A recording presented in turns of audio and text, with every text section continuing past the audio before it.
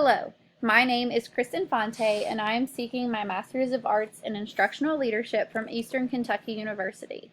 This is my capstone project titled The Impact of Clear Success Criteria on a Kindergarten Visible Learning Classroom. The basis of this research project is John Hattie's concept of visible learning. Hattie stated that when teaching and learning are visible, there is a greater likelihood of students reaching higher levels of achievement. Additionally, he noted that it is far less important which school they attend. The influence of teachers, curriculum, and teaching is stronger, thus confirming that our actions as educators are important to student achievement. In this study, the researcher tested strategies to see how they influence student achievement. This quasi-experimental research project aimed to address poor writing performance in a kindergarten classroom. The goal was to test the hypothesis that clear success criteria and visible learning strategies could impact student achievement. Quantitative data was collected over the course of 6 weeks to determine the impact of shared success criteria through the use of rubrics and worked examples. Current research suggests that rubrics can have a positive impact on student performance. The aim of this study was to take that concept a bit further by pairing the use of rubrics with the use of Hattie's concept of visible learning. Therefore, the driving research question of this study is, what impact does setting clear success criteria have on student achievement when using the visible learning approach in a kindergarten writing classroom? In the current literature, Hattie defines visible learning as making student learning visible to teachers and making teaching visible to the student, so that students learn to become their own teachers, which is a core attribute of lifelong learning. Miller also notes that visible learning includes setting challenging learning intentions, being clear about what success means, and using a variety of research-based teaching strategies. The concept of visible learning was derived from a meta-analysis of over 50,000 studies that Hattie compiled to determine the most effective teaching strategies. Hattie uses the barometer of influences and the hinge point of 0.4 to determine how effective a given strategy is based on the data he collected. These strategies are then listed on a continuum from most effective all the way to least effective, and even those approaches that have negative effects on achievement. As of December 2017, Hattie has added 252 strategies to his continuum.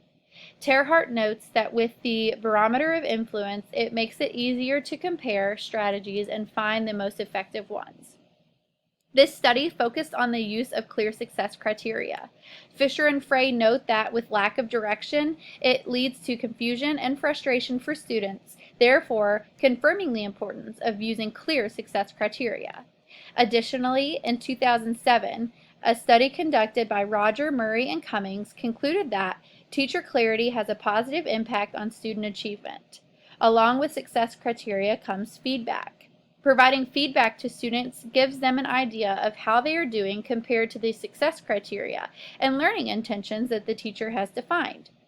Gershon defines feedback as communicating with students about progress, changes they could make, and overall achievement. Fisher and Frey note that it should be geared towards the ultimate goal or desired outcome. Feedback helps to get the students to the end goal successfully. Learning intentions and success criteria are closely linked. Learning intentions tell the student where they are headed and what material will be covered in a given lesson. Success criteria tell the student how they can reach success and what the success should look like. Lee, Mack, and Yuan state that when teachers shared the learning goals and success criteria, students found it useful when understanding and completing the required task. Truloud, Sarazin, Martinek, and Gillett concluded that success criteria and teacher expectations are interrelated to one another and both impact student achievement. Worked examples involves providing examples that students work through and assess using given success criteria, and were found to have a significant impact on student achievement in Hattie's studies. Another key element of this study is the use of rubrics. Brookhart explains that rubrics are descriptions of levels of achievement for a given assignment and notes that using rubrics help to make expectations visible for the learner and teacher. Research by Andrade has found rubrics as an effective tool that can be used to clarify learning goals and can be used to help teachers design cohesive instruction. Additionally, Zhang, Cheng, Ji, Huang, and Mai found that rubrics not only help to reduce anxiety and improve self-confidence, but also help students to develop a conceptual understanding of the task as well as improve communication skills, critical thinking, and metacognitive ability. Rubrics, when used correctly, require worked examples, feedback, opportunities to ask questions, and revising as needed to be implemented successfully. This was a quasi-experimental research project that aimed to test the hypothesis that clear success criteria and visible learning strategies impact student achievement. The data collected was quantitative and it was evaluated using the 5-star kindergarten writing rubric. The participants in this study were 16, 5, and 6-year-old students that made up the researchers' kindergarten class in Louisville, Kentucky. There were 8 boys and 8 girls in the class. Students came from various socioeconomic backgrounds and home lives. The materials used to collect data were the 5-star kindergarten writing rubric. Writing prompts were given based on 3 styles of writing: informative, opinion, and narrative. Students had 3 formal pieces of writing a week, 1 for each writing style. Prior to working, students reviewed and studied work examples to find strengths and weaknesses in each piece. The researcher also went over the rubric and success criteria prior to the students beginning their work. This research study took place over the course of 6 weeks. The first 2 weeks, writing instruction took place as normal without the use of rubrics or worked examples. In the 4 weeks following the initial 2-week period, every writing assignment was prefaced with a review of success criteria. Students had a copy of the rubric being used to evaluate their work and had a comprehensive understanding of how their writing was being assessed. The researcher provided worked examples for the students so that they could practice using the rubric as a tool to evaluate their own work. Data was kept and tracked for each individual student. Once all data was collected, the researcher found the average performance rating before and after rubrics were used. Percentages of increase or decrease in performance were also identified. The rubric was used to score students on 5 criteria they were expected to meet, with a possible total points ranging from 0 to 5 points. The 5 criteria consisted of capitalization, understanding, punctuation, spacing, and letter formation and neatness. Each element that the student successfully mastered in their writing earned them a point. Meeting all 5 success criteria was considered meeting expectations and was the goal for each student. Achieving 4 or 3 success criteria was considered approaching mastery, and achieving 2 or fewer success criteria was considered below expectations. To ensure the validity and reliability of this study, the rubric being used evaluated items specifically from the set of kindergarten writing standards used at the researcher's school. When evaluating the data, triangulation was used to consider all sources that provided data and information to help draw conclusions and answer the driving research question. Limitations that existed for this study were a result of the coronavirus-19 pandemic, which resulted in school closures. Students were learning online and were responsible for watching videos that included worked examples and explanations and guidance on how to use the rubric. There was no true way of monitoring whether students participated or not. Additionally, the students' limited ability to ask questions or receive guidance from the researcher hindered learning as well. Lastly, with a group of only 16 students, the study may have been limited by the sample size of participants.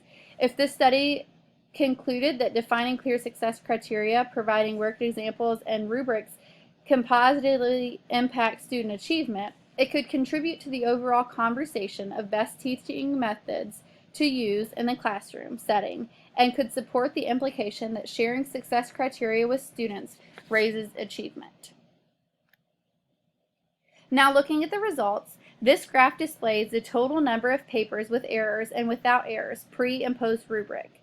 The first 2 weeks of the study included a total of 105 assignments and is shown on the left right here. Of the 105 assignments, 75 had errors and 30 did not. This indicates that 71.42% of assignments had at least one error. In the second portion of the research project, 157 assignments were completed. Of the 157 assignments, 65 of them had at least one error, and 92 of the assignments had 0 errors. In other words, 41.4% of assignments had some type of error. The number of assignments that had errors went from 71.42% to 41.4%, indicating a decrease of 30.02%. The red portion of the bar graph shows that the number of papers without errors increased, and the blue portion shows that the number of papers with errors decreased. Comparing the pre-rubric to the post-rubric, we see that the red portion encompasses a larger fraction of the whole, whereas the blue portion gets smaller, showing that after rubrics and worked examples were introduced, performance improved. In Figure 8, the types of errors made during pre-rubric and post-rubric were compared. There were 134 errors in the 2-week period before using the rubric and 81 errors in the 4-week period while using the rubric. Errors decreased in every category except for formation, where the errors increased by 2. Capitalization remained a common error both pre- and post-rubric usage. There is a drastic change in punctuation errors between the first and second portion of the study, going from 35 errors to just 9. This graph displays the level of performance before and after using the rubric. Before using the rubric, out of the 105 completed assignments, the majority of students' work, 59 to be exact, fell into the approaching category. After introducing the rubric, out of the 157 completed assignments, the majority of students' work, 92 assignments, fell into the meeting category. Additionally, only one student scored in the below category once the rubrics were introduced. Overall, a shift occurred before and after using the rubrics. The majority of students' performance shifted to approaching or meeting, meaning that overall, less errors were being made and performance improved. Student errors decreased drastically, with 134 total errors made in the first 2 weeks and 81 total errors made in the final 4 weeks. During the first 2 weeks, 71.4% of papers had one or more errors. In the 4 weeks following the introduction of the rubric, 35% of papers had one or more errors. The frequency of errors decreased by 34% after the rubric was introduced. There are mixed results from this study. Errors decreased overall and performance improved. However, some errors, specifically capitalization and formation, grew to be more of a problem once the rubrics were introduced. This could have been a result of the students working at home without practice and direct instruction from the researcher, in addition to not being able to ask the teacher questions. The findings from this study show an overall improvement of student performance, which confirms what studies from the literature review state.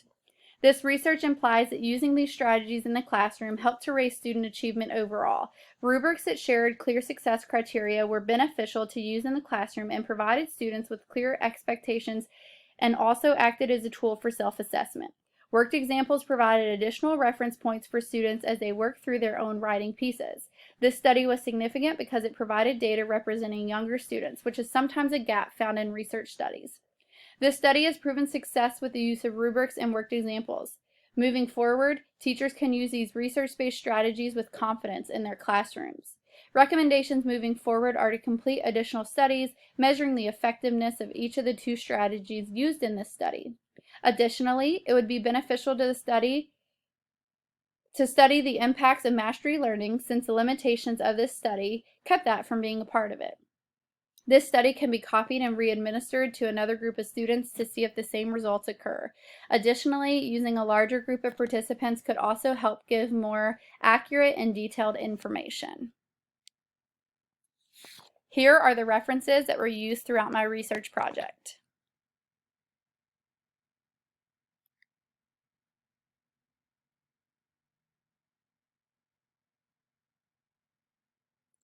Overall, visible learning and using rubrics in the classroom have proven to be successful and can be used with confidence moving forward. Thank you.